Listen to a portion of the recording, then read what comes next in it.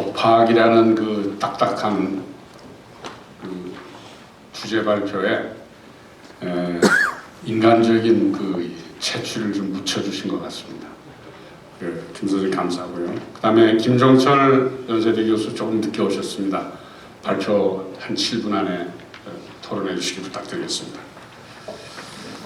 예, 강의 때문에 앞부분 발제를 듣지를 못해서 발제자와 참여하신 여러분께 사죄 말씀드립니다.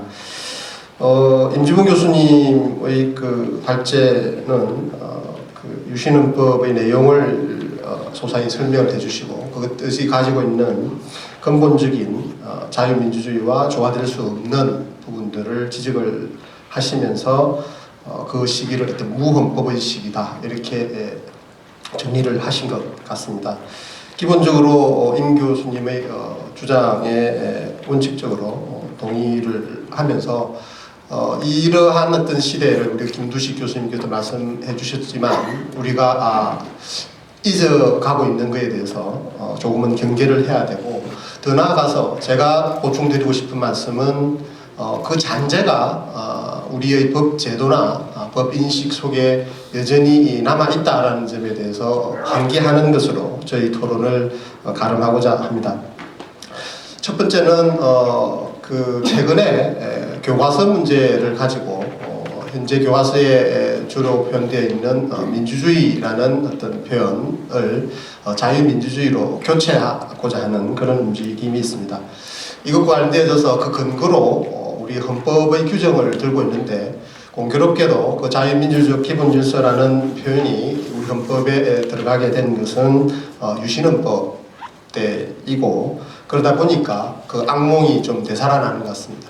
유신헌법은 임 교수님께서 정리해 주신 바대로 가장 반자유민주주의적 내용을 담고 있는 헌법인데 그 헌법에서 원래 민주주의적 제제도라거나 이런 표현을 가지고 있던 부분들을 자유민주적 기본질서라는 표현으로 바꾸면서 그것에 기초해서 정치적 탄압을 헌법적 질서 속에서 했다라는 점이 우리 유신시대의 암울한 부분이 되는데 지금 다시 그런 기억들을 되살릴 수 있을 정도로 그 논쟁을 촉발시키고 있다는 것이 현재의 어떤 우리의 모습인 것이고 우리의 현실인 것이고 그것은 유신의 잔재가 여전히 우리 생활 속에 남아있다라는 것을 반증해 주는 것이다 라고 생각을 합니다.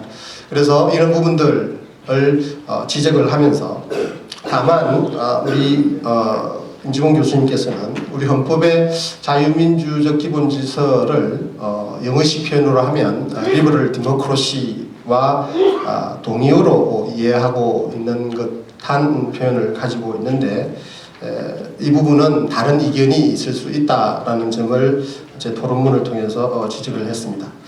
우리가 자유민주적 기본질서를 해석을 할 때 이것을 자유를 리버럴로 이해하느냐 아니면은 영어식 표현으로 하면 free로 이해하느냐에 따라서 논의가 있을 수 있고 이 자리가 뭐 학술적 논쟁의 자리는 아니기 때문에 그런 다른 이견이 있다라는 것만 말씀드리는 것으로 하겠습니다. 다만 제가 지적했듯이 현재 교과서 논쟁과 관련되어서 이것들이 현실과 규범 간에 불일치하게 악용되어지는 그런 것들을 경계해야 한다. 그것이 우리 오늘 유신헌법에 대한 성격 규정을 하는 이 자리에서 다시 한번 확인되었으면 하는 저희 취지를 말씀드리겠습니다.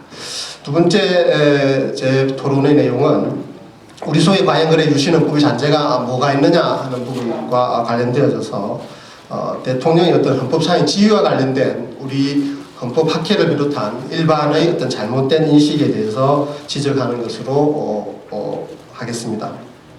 우리 헌법 현행 헌법 제66조 제 1항에 의하면 대통령은 국가의 원수이고 그 외국에 대하여 국가를 대표한다 이런 규정이 있습니다. 우리의 유력한 헌법학계의 해석에 의하면 이 국가의 원수라는 표현을 해석을 해서 국정의 최고 책임자로서의 지위를 대통령이 가진다라거나 삼권을 초월한 국정의 통합 조종자로서의 지위를 가진다 이런 설명들을 하고 있습니다. 근데 자유민주주의나 일펀민주주의의 가장 핵심적인 권력구조 형성의 원리는 권력 분립의 원칙이고, 이 권력 분립은 모든 국가 기관 혹은 국가 권력 혹은 국민의 대의기관들은 서로와의 관계에 있어서 수평적 지위를 가져야 한다, 이렇게 이해하는 것이 전제가 되어 있습니다.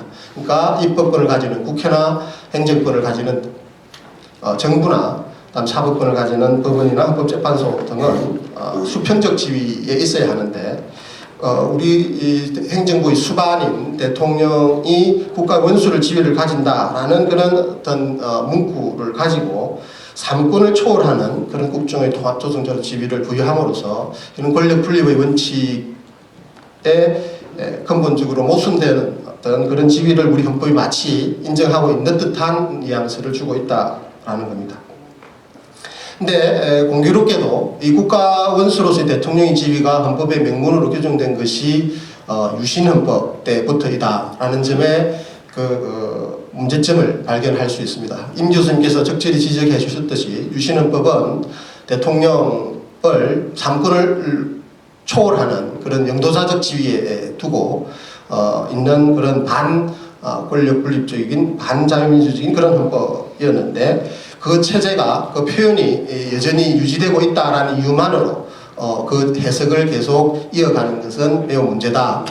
유신헌법은 그 이후에 우리의 민주화 투쟁의 결과 현행 헌법과 같이 삼권 분립의 철저한 헌법으로 개정이 된 것이기 때문에 그 부분의 해석에 있어서도 똑같은 어떤 문구가 있다라고 하더라도 바뀌어진 그 헌법의 성격에 의해서 그 해석이 달라져야 하는데 여전히 그것들이 답습되고 있는 것이 문제다, 이런 말씀을 드릴 수 있겠습니다.